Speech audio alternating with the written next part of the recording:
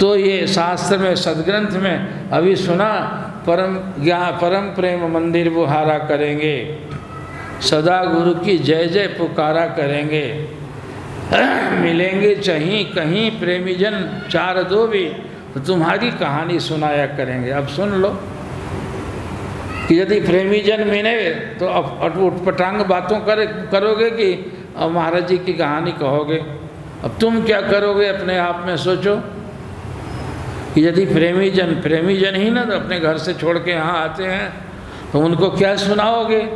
इस घर की अच्छाई, इस घर में किस तरह अच्छा बना जाता है, इस घर में किस तरह गति मुक्ति का सामान मिलता है, इस घर की शरण में आने के बाद में कैसा आदमी बिगड़ा हुआ इंसान भी इंसान हो जाता है। तो ये बड़प्पन सुनाओगे ना उनसे, ये बस मिलेंगे कहीं प्रेमी जन दो चार भी, तो तुम्हारी कहानी सुनाया करेंगे और दूसरी बात नहीं सुनाएंगे, झगड़ा नहीं सुनाएंगे और कोई कमी नहीं सुनाएंगे, तुम्हारी कहानी सुनाया करेंगे, गुरु महाराज जी के वचनों को सुनाया करेंगे। अब ये पालन करना है। आने वाले दिन में प्रेमी जन मिलेंगे और उनके कान में जहर मत डाल देना, तो तुम्हारी कहानी सुनाया करेंगे।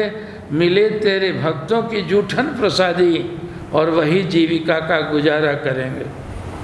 जूठन सबको खिला के तब खाएंगे, सबको सुला के तब सोएंगे। ये प्रार्थना का है, ये इसको विनय कहते हैं। गुरु घर में आके अपना फर्ज है।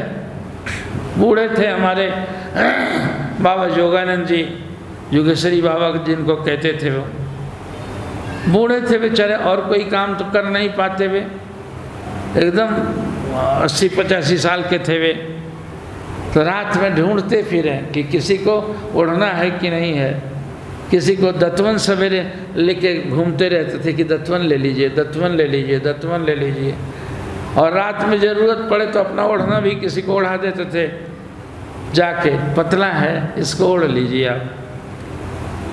सन्यासी के कपड़े में थे। एक सज्जन सुना रहे थे कि रात में मेरे पास जाके देखे कि गेरुआ कपड़ा हमारे ऊपर ओढ़ाया हुआ है। तो हम अक्षय खा गए कि ये कपड़ा कहाँ से आया? तो बाबा रात में देखने गए थे कि ओढ़ना नहीं है, इसलिए अपना ओढ़ना ओढ़ा दिए और रात भर बूढ़े आदमी इसी तरह से बिना चादर के रह गए। ये कहते हैं, ये मिले तेरे भक्तों की रसिकों की जूठन प्रसादी वही जीविका का सहारा करेंगे। और बस उसमें है बिंदु जी का कन्हैया कन्हैया पुकारा करेंगे, सदा तेरी जय जय पुकारा करेंगे। उसी पर जोड़ के मैंने बनाया था कि परम प्रेम मंदिर बुहारा करेंगे। ये सारा ही मंदिर है गुरु महाराज जी का, इसको बुहारा करेंगे और जो प्रेमी जन मिलेंगे उनसे तुम्हारी कहानी सुनाया करेंगे और इतर चीज़ नहीं सुनाया करेंगे। सबके अंदर में प्रेम भरेंगे कि यहाँ से जाने के बाद घर में लौट के तो जाए कि हाँ प्यार नहीं दुनिया में मिलता है, और यहाँ जो प्यार मिलता है वो बेगरज का प्यार मिलता है। यहाँ गुरु भाई जो आपको प्रेम करेंगे, सेवा करेंगे, इसमें कोई स्वार्थ नहीं है। और दुनिया के रिश्तेदारियों में जाते हैं तो कोई स्वार्थ के मारे करते हैं कि हम भी इसके घर जाएंगे तो करेगा, और यदि अपने घर जाने के बाद आपका आदर नहीं करता है तो आप भी नहीं करेंगे।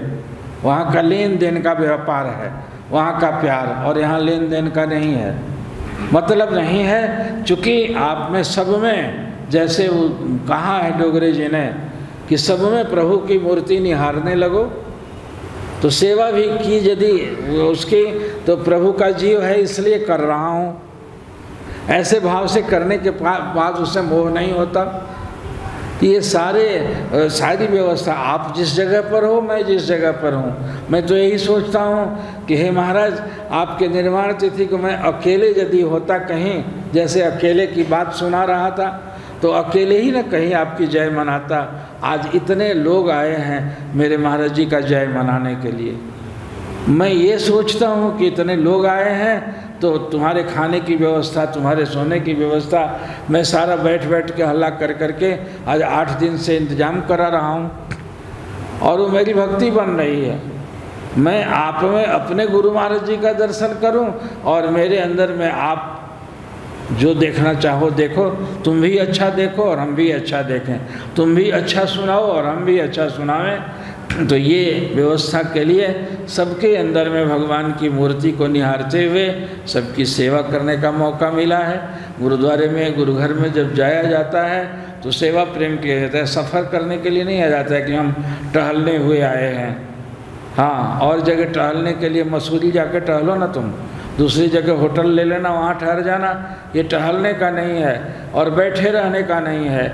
हर कोई यहाँ आके हाथ बटावे सेवा में, और इधर उधर की निंदा चुगली ना करे, दूसरी इधर चर्चा मत करें तो पाप लगेगा।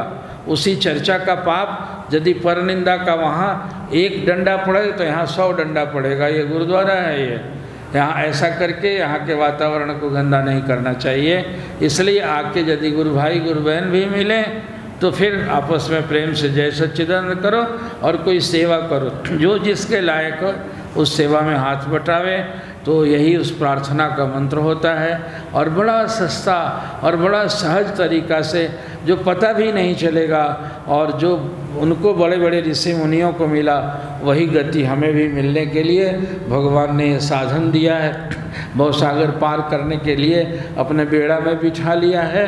हम यहाँ का, यदि उन्होंने ऐसा दया करके मुझे इस भयंकर कलिकाल में मेरा हाथ पकड़ के शिष्य रूप में, इस गाँव के सदस्य रूप में स्वीकार किया है, मेरा भी फर्ज बनता है कि वे एकदम बिल्कुल इसकी निहायत पवित्रता को बरकरार रखें और भरपूर हृदय को शुद्ध करके कान को भी, आँख को भी, मुँह को भी, शरीर को भी एकदम संयत हो के देवता बना के रहेंगे तो यहाँ पुण्य का रस, उस आनंद की जिसकी चर्चा की, वो आनंद भर जाएगा और वह आनंद हमें काम आएगा।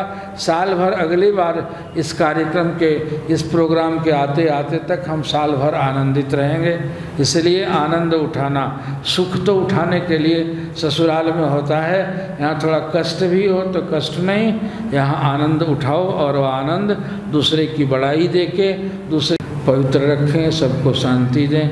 ये सबके लिए आशीर्वाद और शुभकामना। हरिओम तत्सत। बोली दयालु सद्गुरुदेव भगवान।